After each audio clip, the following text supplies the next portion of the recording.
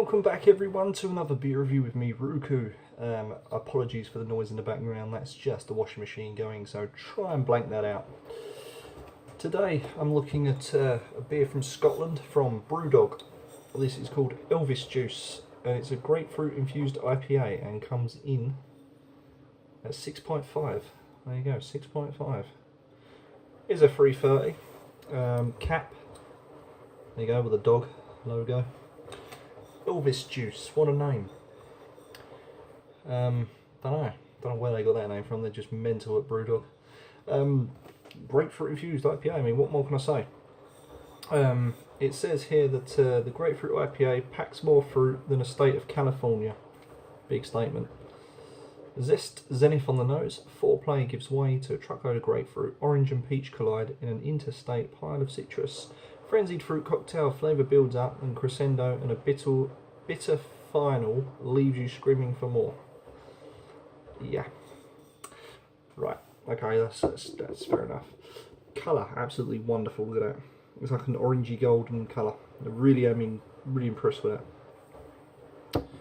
that. The head, there you go. Ooh, hey, look at that. Pretty good. A little bit of lacing as well, just gave way. There's your lacing, just giving way. Right, let's see what I can sniff out. I've had this multiple times, but I've just never reviewed this, so this should be interesting. Haven't had it for about a couple of months now, so let's see. Yeah, strong fruit flavours, aromas rather. Keep saying flavours. Strong aromas. Fruit, you can smell the grapefruit a little bit, you can smell a little bit of peach, almost like apple, citrusy, yeah, smells good. Crack on with the taste.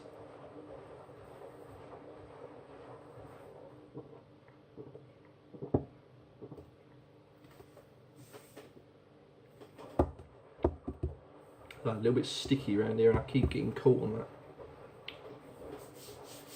Needs a wash. The flavours are strong flavours.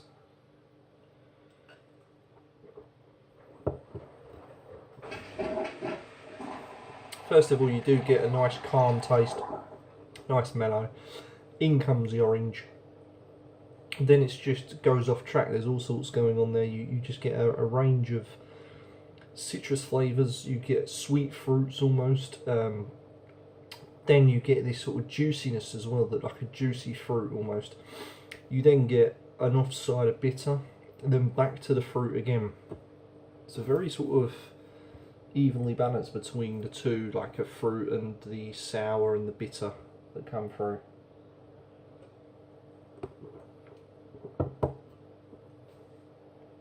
Yeah, the sharpness of the grapefruit's there. The head is nice, the head is medium.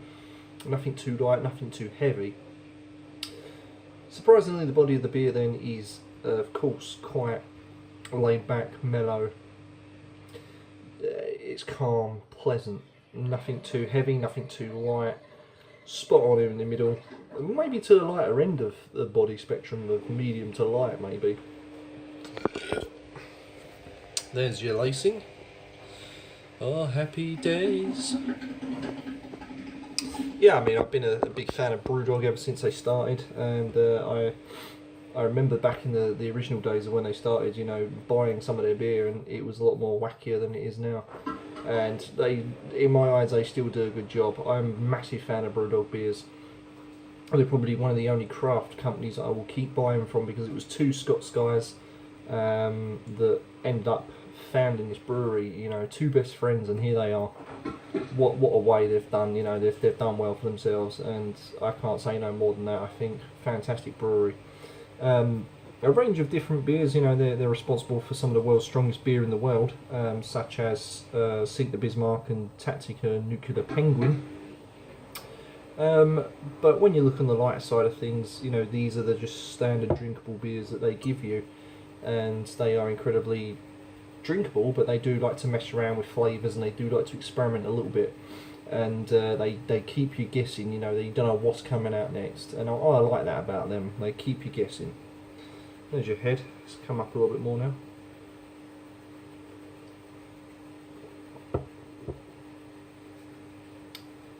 There's that sort of sweet soury finish there that gives way to more fruit. Hence a little bit of bitter there on the tongue. Don't really taste much hop, but I tell you what, you just get a bombardment of fruit and sharpness from that grapefruit especially. The sharpness cuts in all the way, and it does give you that divider between sweet, sour, bitter, sort of savoury. Yeah, it's good. It's good.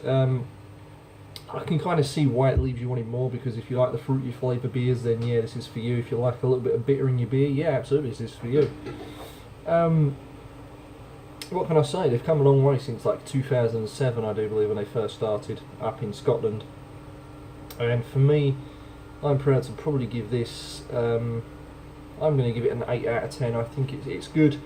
The only difference is that too much changing of flavours, you know, leaves you feeling like, wow, what's going on? You know, in my eyes, it's nice to have 2 different flavours. Maybe stick to those, but this has got too much flavour, and it almost distracts your taste buds and your mind to really what you want to really get to in a beer, if that makes sense. So there you go, solid 8 out of 10 for me. I must add as well, it's suitable for vegans. They're thinking of the vegans amongst us. Bloody vegans. Right, that's me signing off. Elvis is now going to leave the building, so I hope you've enjoyed this review, and stay tuned for more beer reviews from me, Ruku. Uh-huh.